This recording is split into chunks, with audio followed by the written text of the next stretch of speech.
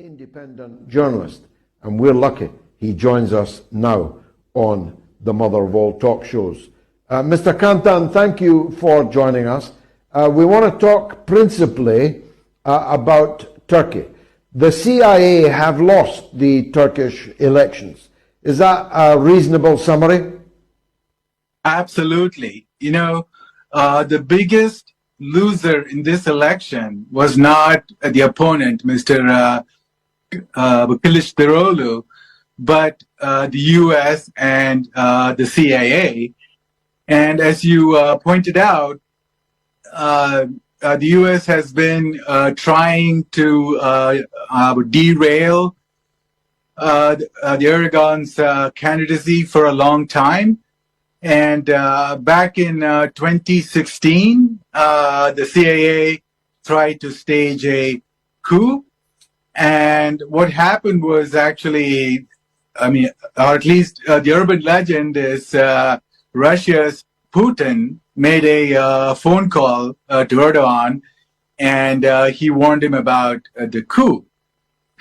So for the last 7 years, the U.S. has been bullying Turkey with all kinds of sanctions and threats and trying to force Turkey's foreign policy. And then they made a really big faux pas so during this election, where they brazenly tried to manipulate the election. If you looked at all the Western media, they all constantly attacked Erdogan, and they totally glorified the opponent, Mr. Kılıçdaroğlu. And you had the CIA front organizations like the National Endowment of Democracy. They met with the opponent, and they had a lot of social media campaign for him. And more importantly, the U.S.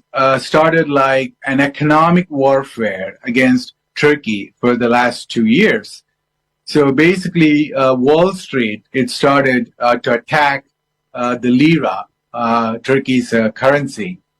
And it lost over 50% in the last 2 years.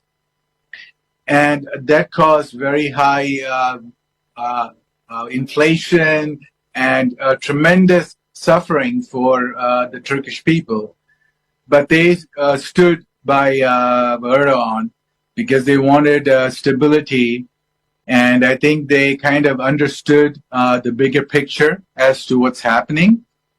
And the most shocking thing is that one of the ministers, Soylu, he's like Turkey's the interior minister, and he said something really shocking.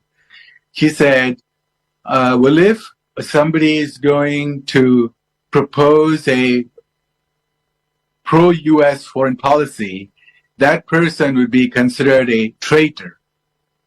So I think that we're going to see a tectonic shift in Turkey's foreign policy in the next 5 years.